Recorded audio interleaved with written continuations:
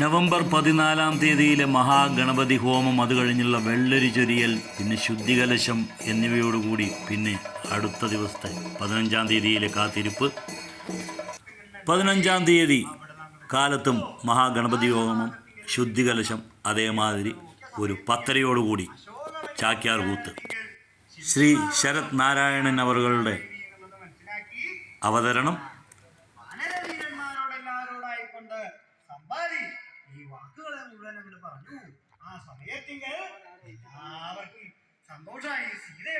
November 16, അതായത് വൃശ്ചികം 1. വൃശ്ചികം 1-ന് 3 ഗജവീരന്മാരാണ് ഈ ക്ഷേത്രത്തിലെ ഉത്സവത്തിന് കൊണ്ടുവരുന്നത്. എങ്കിൽ കൂടെ ഇന്ന് കൊണ്ടുവന്നിരിക്കുന്നത് ഒരാനയാണ്. അപ്പോൾ അതിൻ്റെ ആന ചമയങ്ങളും മറ്റുമാണ് നമ്മളിപ്പോൾ കണ്ടത്. അത് കൊണ്ടുവന്ന ആ ഒരു വണ്ടി. ഓക്കെ,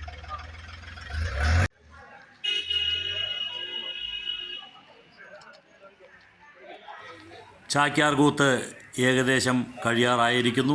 ഇനി 4 മണി വരെ വേറെ പ്രോഗ്രാമൊന്നുമില്ല. അതിൻ്റെ ഇടയ്ക്ക് ചെറിയ കുട്ടികളുടെ നൃത്തങ്ങളോ വല്ലതും ഉണ്ടെങ്കിൽ ഉണ്ടാവും. അത് സമീപവാസികളുടെ ഏതെങ്കിലും ചെറിയ കുട്ടികളോ അങ്ങനെയുള്ളവരുടെ. കാരണം ഇനി 4 മണിക്കാണ് എഴുന്നള്ളത്ത്.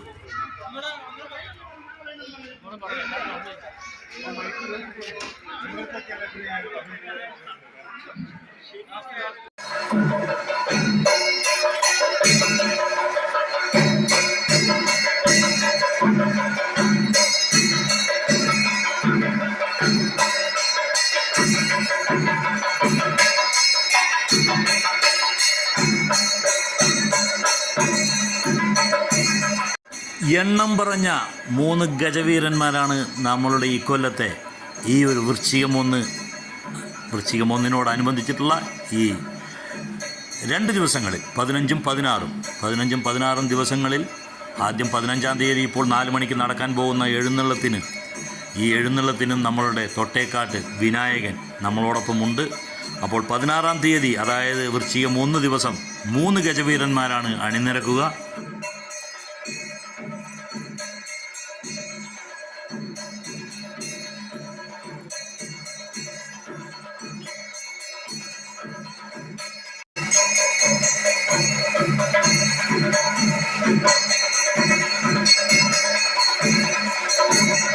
ഇനി ചെണ്ടമേളത്തിൻ്റെ അകമ്പടിയോടുകൂടി താലപ്പൊലിയും എല്ലാം എടുത്ത് മേത്താങ്കോട് ശിവക്ഷേത്ര സന്നിധിയിൽ നിന്നും, അതായത് നമ്മളുടെ അമ്പലത്തിൽ നിന്നും ഒരു 2-2.5 കിലോമീറ്റർ ദൂരത്താണ് മേത്താങ്കോട് ശിവക്ഷേത്രം.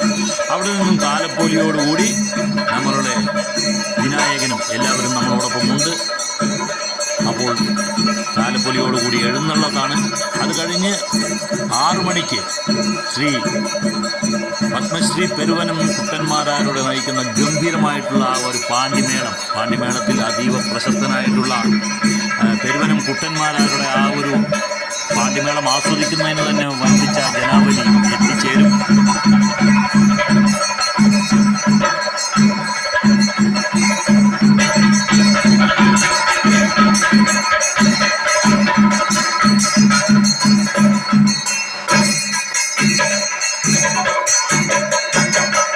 നെറ്റിപ്പട്ടവും തിടമ്പുമെല്ലാം ഏറ്റി നമ്മളുടെ തൊട്ടേക്കാട് വിനായകൻ ഇവിടെ റെഡിയായി നിൽക്കുകയാണ്.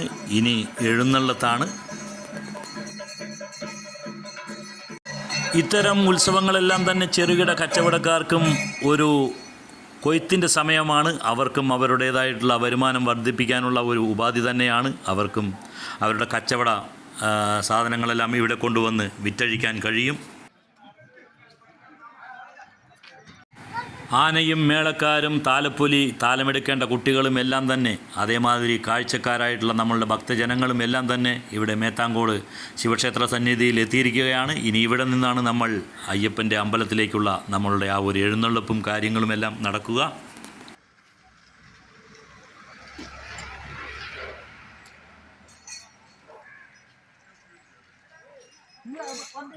ഈ ഉത്സവത്തിൽ എവിടെ നോക്കിയാലും ഒരേപോലുള്ള ഷർട്ട് ധരിച്ചിരിക്കുന്ന കുറേ പേരെയെങ്കിലും നമുക്ക് കാണാൻ കഴിയും. അവരെല്ലാം തന്നെ വണ്ടാഴി ബ്രദേഴ്സ് എന്ന ഒരു വാട്സപ്പ് കൂട്ടായ്മയുടെ അംഗങ്ങളാണ്. വണ്ടാഴിത്തെ പടിഞ്ഞാറേത്തറ അയ്യപ്പൻകാവിന് വേണ്ടിയും അതേപോലെ തന്നെ അവിടുത്തെ വണ്ടാഴിയിലെ ജനങ്ങൾക്ക് മാത്രമല്ല മറ്റുള്ള പല സ്ഥലങ്ങളിലെയും ഒരുപാട് പ്രശ്നങ്ങൾ ആളുകളുടെ പ്രശ്നങ്ങൾക്ക് പരിഹാരങ്ങൾ കാണുകയും എല്ലാം ചെയ്തിട്ടുള്ള ഒരു വാട്സപ്പ് കൂട്ടായ്മയാണ് ഈ വണ്ടാഴി ബ്രദേഴ്സ് എന്നുള്ള വാട്സപ്പ് കൂട്ടായ്മ.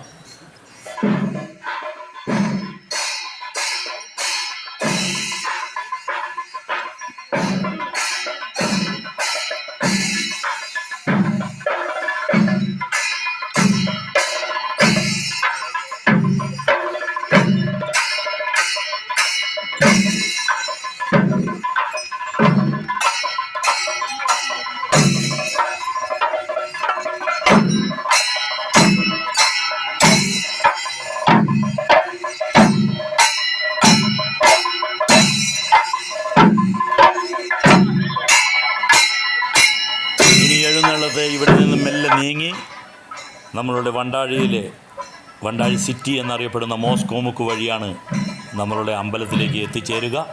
താലപ്പൊലിയെടുത്ത ഒരുപാട് കുട്ടികളെയെല്ലാം ഇവിടെ കാണാൻ കഴിയും. ഒരുപാട് സ്ഥലങ്ങളിൽ നിന്നും വന്നിട്ടുള്ള ഈ ഒരു സമയത്താണ് വണ്ടാഴിയിൽ വിദേശങ്ങളിലും ഇല്ലെങ്കിൽ ഇന്ത്യയിലെ തന്നെ വേറെ പല സിറ്റികളിലും വേറെ വല്ല ബോംബെ, കൽക്കട്ട, ഡൽഹി എന്നുള്ള സ്ഥലങ്ങളിലെല്ലാം ജോലി ചെയ്യുന്നവർ ഈ ഒരു സമയത്താണ് അവർ ലീവിലെല്ലാം വരിക.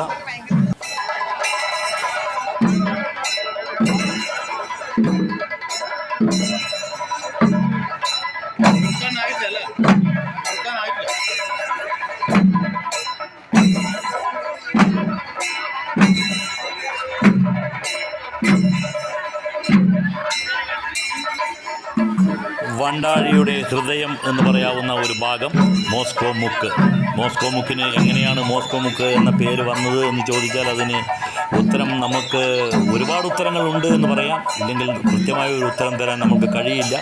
കാരണം അതിന് പലവിധ ഐതിഹ്യങ്ങളും കഥകളും എല്ലാം ഉണ്ട്. സമയം പോകുന്തോറും കച്ചവടക്കാരും വഴിവാണിഭക്കാരുമെല്ലാം ഇവിടെ നിറഞ്ഞുകൊണ്ടേയിരിക്കുന്നു. ഇനി അടുത്ത നാളേക്ക് 16-ാം തീയതി ഇതിലും കൂടുതലായിരിക്കും ആളുകളുടെ എണ്ണം. എന്ന് വെച്ച് കഴിഞ്ഞാൽ കച്ചവടക്കാരുടെ എണ്ണമെല്ലാം കൂടിക്കൊണ്ടേയിരിക്കും. അതേപോലെ തന്നെ ഭക്തജനങ്ങളുടെ തിരക്കും കൂടിക്കൊണ്ടിരിക്കും.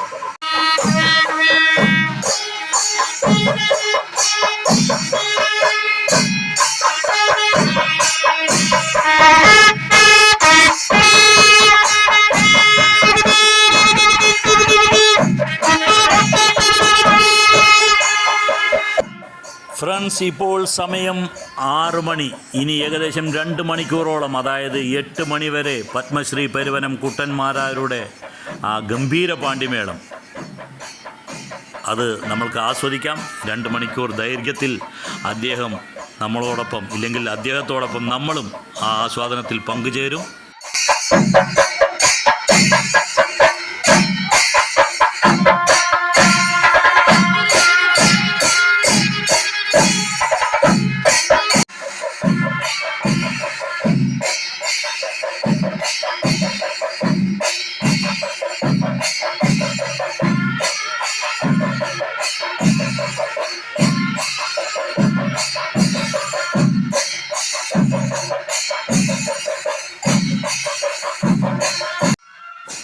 സമയം പോകുന്നതിനനുസരിച്ച് തന്നെ മേളത്തിൻ്റെ കൊഴുപ്പും കൂടി വരികയാണ്. അതേപോലെ തന്നെ അത് ആസ്വദിക്കാനുള്ള ജനങ്ങളുടെ, കാഴ്ചക്കാരുടെ, കാണാനും കേൾക്കാനും എല്ലാം ഉള്ളവരുടെ ആ ഒരു തിരക്കും വർദ്ധിച്ചു വരികയാണ്. മേളം അതിൻ്റെ ആ ഒരു കൊഴുപ്പിൻ്റെ മൂർധന്യത്തിലേക്ക് കടന്നിരിക്കുകയാണ്.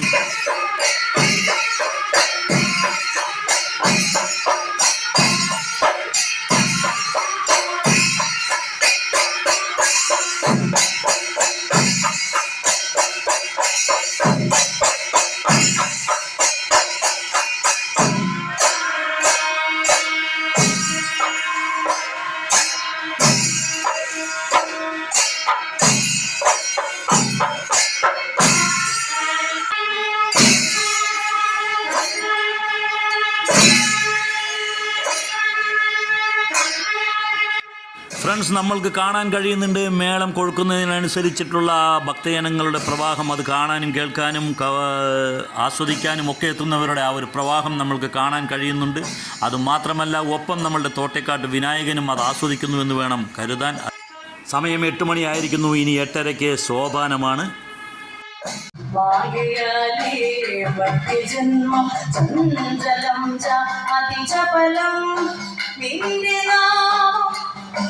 അയ്യപ്പ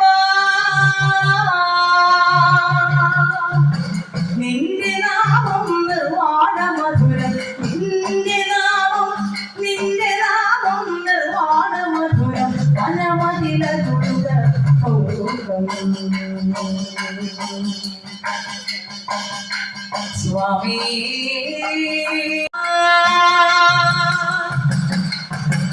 ഇഴകെല്ലാം ചെയ്ത പിഴകൾ നീ പൊറുക്കുക. ഈ അടുത്ത കാലത്തൊക്കെ സോഷ്യൽ മീഡിയയിലൂടെയും അല്ലാതെയും എല്ലാം ഒരുപാട് പേരും പ്രശസ്തിയും കിട്ടിയിട്ടുള്ള പ്രത്യേകമായിട്ടുള്ള തനതായിട്ടുള്ള ഒരു അവതരണത്തിലൂടെ സോപാന സംഗീതത്തിലെ പ്രത്യേക മേഖലയിലേക്ക് കടന്നിട്ടുള്ള ഇല്ലെങ്കിൽ പ്രത്യേക രീതിയിൽ ഇല്ലെങ്കിൽ ആ സോപാന സംഗീതത്തിന് വേറൊരു തലം കണ്ടെത്തിയ ഒരു അവതരണ ശൈലിയുമായിട്ട് ആശാ സുരേഷ് എന്ന ആ ഒരു കലാകാരിയാണ് ഈ ഒരു പരിപാടി, ഈ ഒരു സോപാന സംഗീതം ഇവിടെ അവതരിപ്പിക്കുന്നത്. സ്വാമി ശബരിഗിരിനാഥനെ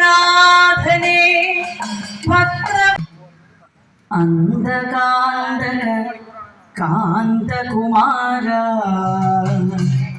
ചിന്താബന്ധുര സുന്ദര രൂപ അന്ധകാന്തക കാന്തകുമാര ചിന്താബന്ധുര സുന്ദര രൂപ അന്ധകാന്തക കാന്തകുമാര ചിന്താബന്ധുര സുന്ദര രൂപ. 15-ാം തീയതി ഇറങ്ങിയ എല്ലാ പേപ്പറുകളിലും തന്നെ പാലക്കാട് ജില്ലയിലെ ആളുകൾക്കെല്ലാം ഈ ഒരു സപ്ലിമെൻ്റ് കിട്ടിക്കാണുമെന്ന് വിചാരിക്കുന്നു. ഇന്ന് കൊല്ലവർഷം 2024 നവംബർ 16, അതായത് വൃശ്ചികം 1-ാം തീയതി.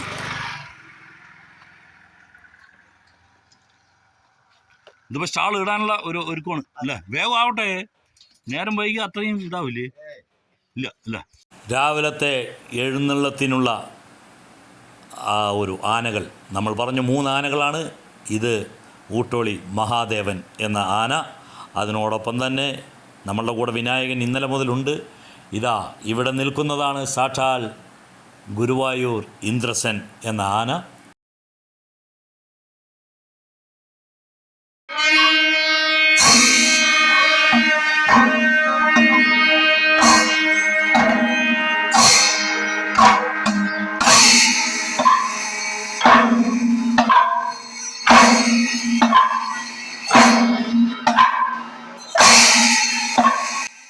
പതിനഞ്ചാം തീയതി നമ്മൾ പാണ്ടിമേളം എന്താണെന്നും ചെണ്ട കൊണ്ട് ആ ഒരു വിസ്മയം തീർക്കുന്നത് എന്താണെന്നുമെല്ലാം കണ്ടു, അത് ആസ്വദിച്ചു. അതേപോലെ തന്നെ ഇന്നിതാ 16-ാം തീയതി രാവിലെ മുതൽ നമ്മൾക്ക് കാണാൻ കഴിയുന്നത് പഞ്ചവാദ്യം. 5 വാദ്യോപകരണങ്ങളോടുകൂടി നമ്മളെ ആനന്ദസാഗരത്തിൽ ആറാടിക്കാൻ പോകുന്ന ആ ഒരു കാഴ്ച ഇനി കാണാം നമ്മൾക്ക്. അതോടൊപ്പം തന്നെ നമ്മൾ നേരത്തെ പറഞ്ഞ എണ്ണം പറഞ്ഞ 3 ഗജവീരന്മാർ, ഒന്ന് ഊട്ടോളി മഹാദേവൻ, വിനായകൻ, തൊട്ടേക്കാട്ട് വിനായകൻ, നടുവിൽ നിൽക്കുന്നത് തിടമ്പേറ്റാൻ പോകുന്നത് സാക്ഷാൽ ഗുരുവായൂർ ഇന്ദ്രസൻ എന്ന ആന.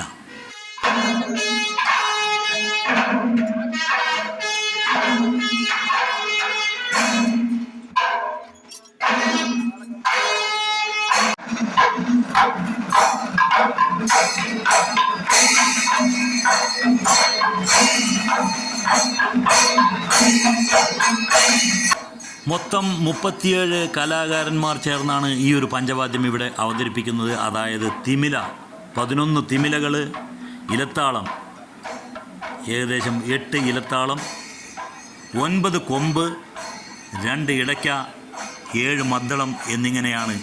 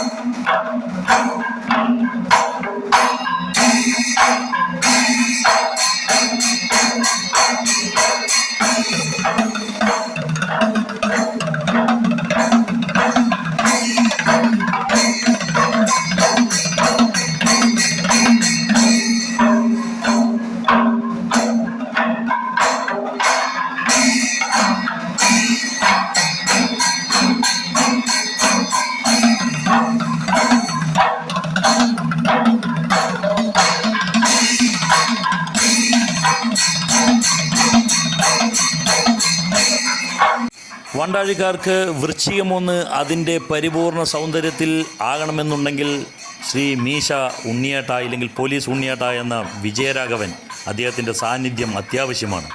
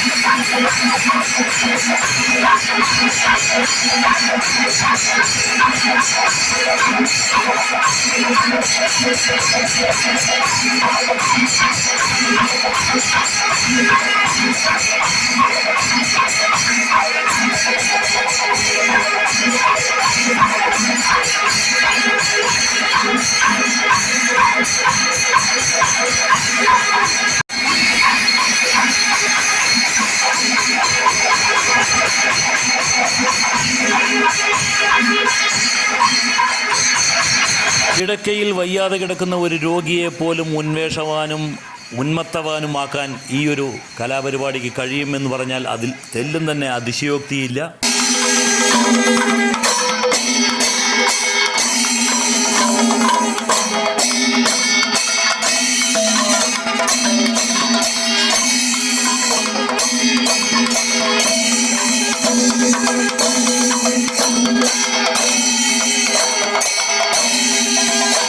ഫ്രണ്ട്സ്, രാവിലത്തെ പഞ്ചവാദ്യം കഴിയാറായിരിക്കുന്നു. ഇനി ഇത് കഴിഞ്ഞാൽ അന്നദാനമാണ്. ക്ഷേത്രാങ്കണത്തിൽ വരുന്ന എല്ലാ ഭക്തജനങ്ങൾക്കും അന്നദാനമുണ്ട്.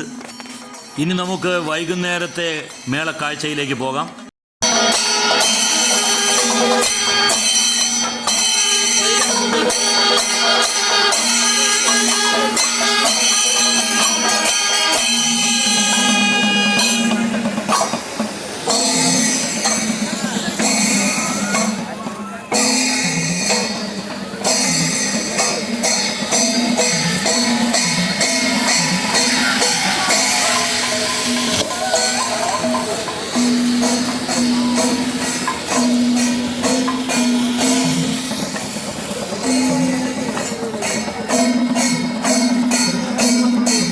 സാധാരണയായി നമ്മളുടെ വണ്ടാഴി വൃശ്ചികം 1 ഉത്സവത്തോടനുബന്ധിച്ചിട്ട് വെടിമരുന്നിനൊന്നും കാര്യമായിട്ടുള്ള പ്രസക്തി ഉണ്ടാവാറില്ല. എങ്കിലും ചെറിയ രീതിയിലെല്ലാം ഉണ്ടാകും. പക്ഷേ ഇപ്പോൾ അതിനും ഒരു മാറ്റം വന്നിരിക്കുന്നു. അതേമാതിരി തന്നെ ആനപ്പന്തൽ, വലിയ ഒരു അടിപൊളി ആനപ്പന്തൽ എന്ന് തന്നെ പറയാം. ആനപ്പന്തലിൻ്റെ ആ ഒരു ഭംഗി അതെല്ലാം എടുത്തു പറയേണ്ട ഒന്നാണ് ഇപ്രാവശ്യത്തെ. എന്ന് വെച്ച് ഇതുവരെ നടന്നതിനെയൊന്നും കുറച്ച് കാണുകയോ പറയുകയോ അല്ല. ഇപ്പോൾ ചെയ്യുന്നത് കുറച്ച് ന്യൂ ജനറേഷൻ കുട്ടികളാണ്, ഇപ്പോഴത്തെ കുട്ടികളാണ്. അപ്പോൾ അതിൻ്റേതായിട്ടുള്ള ആ ഒരു ഭംഗി ഇല്ലെങ്കിൽ അതിൻ്റേതായിട്ടുള്ളൊരു മാറ്റം കാണുന്നു എന്നാണ് പറഞ്ഞത്.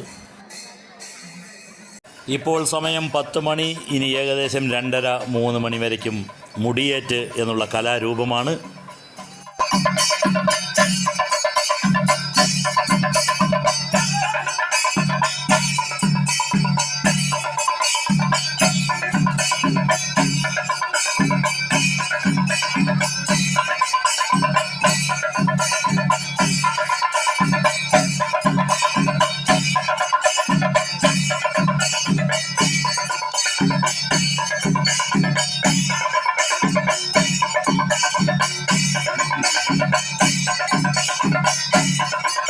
സ്ത്രീയും പുരുഷനും തമ്മിൽ ബന്ധപ്പെടാതെ ഉണ്ടാകുന്ന ഒരു മനുഷ്യ ജന്മത്തിന് മാത്രമേ തന്നെ വധിക്കാൻ സാധിക്കുകയുള്ളൂ, ഇല്ലെങ്കിൽ താൻ വധിക്കപ്പെടാൻ പാടുകയുള്ളൂ എന്നുള്ള വരം സിദ്ധിച്ച ദാരികൻ എന്നുള്ള ആ ഒരു രാജാവ്, അസുര രാജാവ്, അദ്ദേഹം കാട്ടിക്കൂട്ടുന്ന പരാക്രമങ്ങളും ആ ഒരു പരാക്രമത്തിൽ നിന്നും തങ്ങളെ രക്ഷിക്കാൻ വേണ്ടി വിഷ്ണുവിൻ്റെ അടുത്തും എല്ലാം പോയി പരാതി പറയുന്ന പ്രജകളുടെയും ഒക്കെ കഥയാണ് ദാരികവധം എന്നുള്ള ഈ ഒരു കലാരൂപം കൊണ്ട് ഉദ്ദേശിക്കുന്നത്.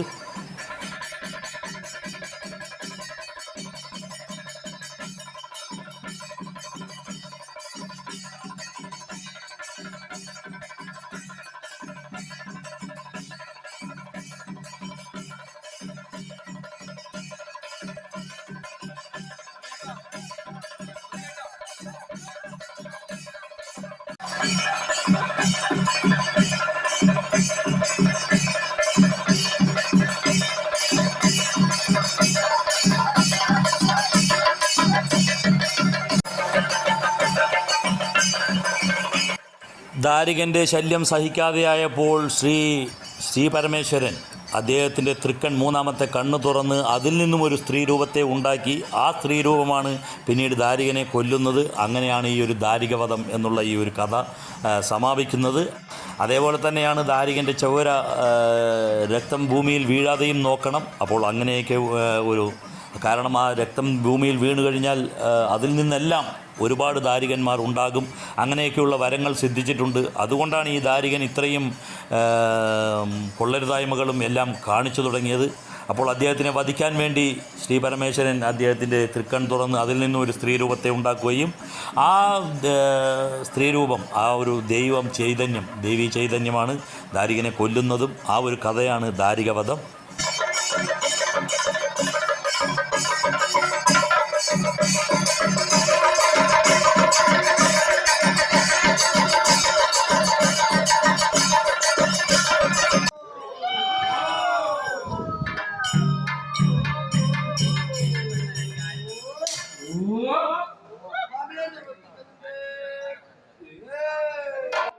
തന്നെ കൊല്ലാനോ തന്നെ ജയിക്കാനോ വേറെ ഒരു ശക്തിക്കും കഴിയില്ല എന്ന് പറഞ്ഞ് മറ്റുള്ളവരെ വെല്ലുവിളിക്കുകയാണ് ദാരികൻ.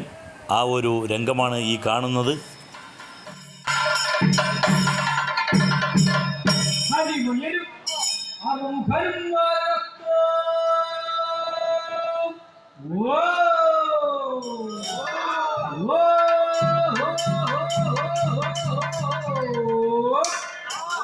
ഇതാ മകനെ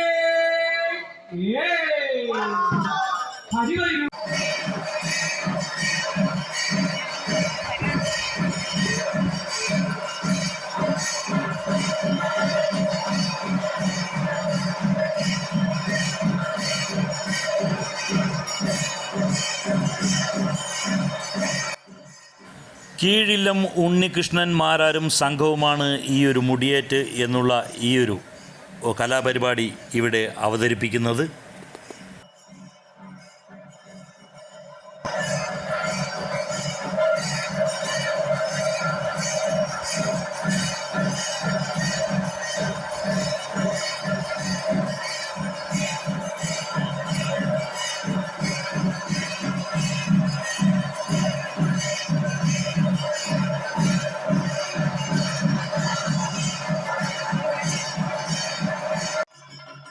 പുരാണത്തിൽ നിന്നും എടുത്ത ചെറിയ ഒരു പ്രമേയം, അതിനെ കുറച്ചൊരു ഹൊറർ, ഒരു ഭീകരത, അതേമാതിരി തന്നെ കുറച്ചൊരു കോമഡി, അങ്ങനെയുള്ളൊരു ഒരു രീതിയിൽ അവതരിപ്പിക്കുന്ന ഈ ഒരു പരിപാടി കാണാനും ഒരുപാട് ആളുകൾ, ആ ഒരു പരിപാടിയുടെ ആ സവിശേഷത കൊണ്ട് തന്നെ, ആ ഒരു മുടിയേറ്റ് എന്നുള്ള കലാരൂപത്തിൻ്റെ ഒരു പ്രത്യേകത കൊണ്ട് തന്നെ ഒരുപാട് ആളുകൾ ഈ ഒരു പരിപാടി ആസ്വദിക്കാനും എത്തിയിട്ടുണ്ട്.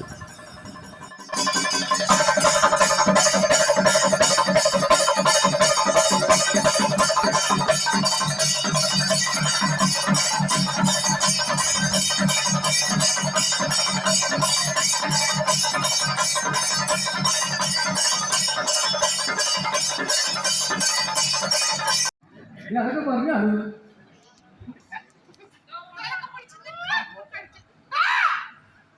ദാരികൻ, അതേമാതിരി ദാരികനെ കൊല്ലാൻ വരുന്ന കാളി, ഇല്ലെങ്കിൽ ആ ഒരു ദേവിയുടെ സങ്കല്പം, അതിനു പുറമെ കൂളി എന്നുള്ളൊരു കഥാപാത്രം എന്ന് വെച്ചാൽ സദസ്സിൽ മുഴുവൻ കാണികളെ മുഴുവൻ ചിരിപ്പിക്കാനായിട്ട്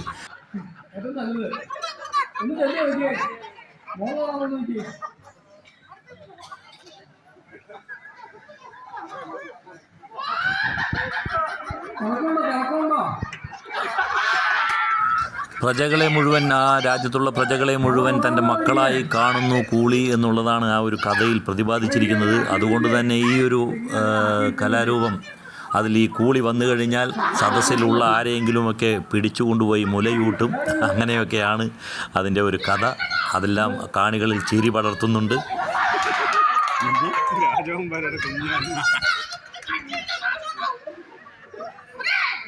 പാമ്പാണ്.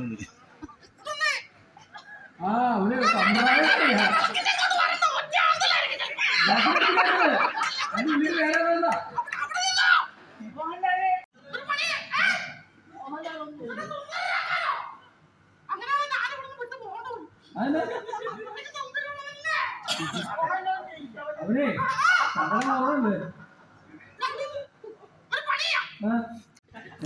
ഓരോ കലാരൂപങ്ങൾക്കും അതിൻ്റേതായിട്ടുള്ള ചിട്ടവട്ടങ്ങളും അതിൻ്റേതായിട്ടുള്ള നിയമങ്ങളും ഒക്കെയുണ്ട്. അപ്പോൾ ഈ മുടിയേറ്റ് എന്നുള്ള ഈ ഒരു സമ്പ്രദായത്തിന് അവർ കാണികളെയും പിടിച്ചുകൊണ്ടുപോകും. അതേമാതിരി അവരവരുടെ മടിയിലിരുത്തി അവരെ പരിഹസിക്കുക, ഇല്ലെങ്കിൽ അവരെ പേടിപ്പെടുത്തുക, ഇങ്ങനത്തെ എല്ലാം ഒരു രീതികൾ ഈ ഒരു കലാരൂപത്തിലുണ്ട്.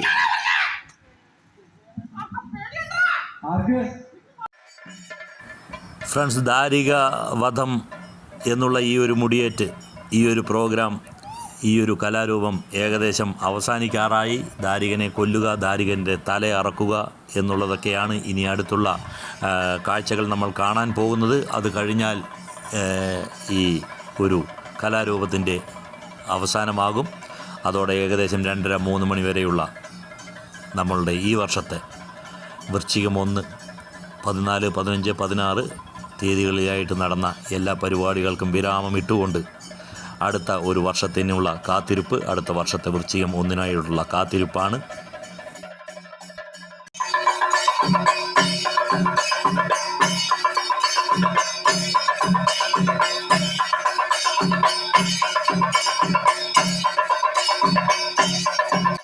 പഴയ ഉത്സവ കമ്മിറ്റിയിലുണ്ടായിരുന്നവരുടെ ആ ഒരു പരിചയ സമ്പത്തും അതേമാതിരി പുതിയ ഉത്സവ കമ്മിറ്റിയിലുള്ള ചെറുപ്പക്കാരുടെ ആ ഒരു ഉത്സാഹവും രണ്ടും കൂടെ ചേർന്നപ്പോൾ ഈ വർഷത്തെ 2024 വൃശ്ചികം 1 വളരെയേറെ ഗംഭീരമായി എന്ന് തന്നെ പറയണം. അതിൽ 2 പേർക്കും പങ്കുണ്ട് എന്നുള്ളതും എടുത്തു പറയേണ്ട കാര്യമാണ്. പഴയ ആളുകളുടെ ആ പരിചയ സമ്പത്തും പുതു രക്തത്തിൻ്റെ അവരുടെ ഒരു ഉത്സാഹവും രണ്ടും കൂടി ചേർന്നപ്പോഴാണ് ഇത്രയും ഭംഗിയായത് പരിപാടികൾ.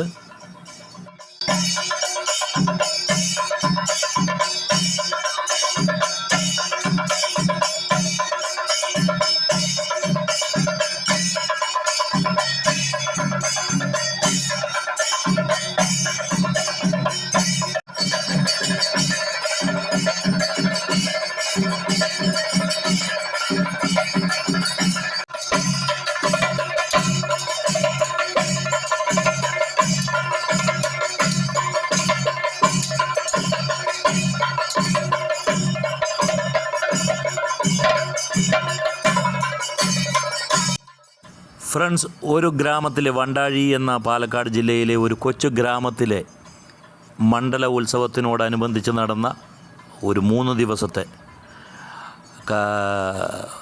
ഉത്സവ വിശേഷങ്ങളാണ് നമ്മളുടെ ഈ വീഡിയോയിലൂടെ പ്രേക്ഷകരുമായി പങ്കുവച്ചത്.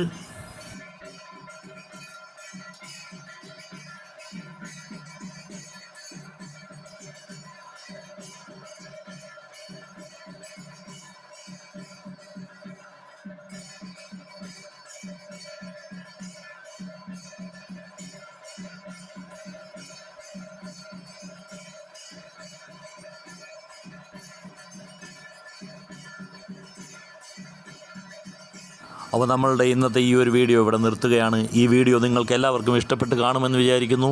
ഈ വീഡിയോ ഇഷ്ടപ്പെട്ടുവെങ്കിൽ നമ്മളുടെ ചാനൽ ആദ്യമായിട്ട് കാണുന്നവർ ഈ ചാനലൊന്ന് സബ്സ്ക്രൈബ് ചെയ്യുക. എല്ലാവരും ഇതൊന്ന് ലൈക്ക് ചെയ്യുക. എല്ലാവരും ഇതൊന്ന് ഷെയർ ചെയ്ത് മറ്റുള്ളവരിലേക്ക് കൂടെ എത്തിക്കുക. അടുത്ത ഒരു വീഡിയോയുമായിട്ട് വരുന്നവരേക്കും ബൈ, എൻജോയ്.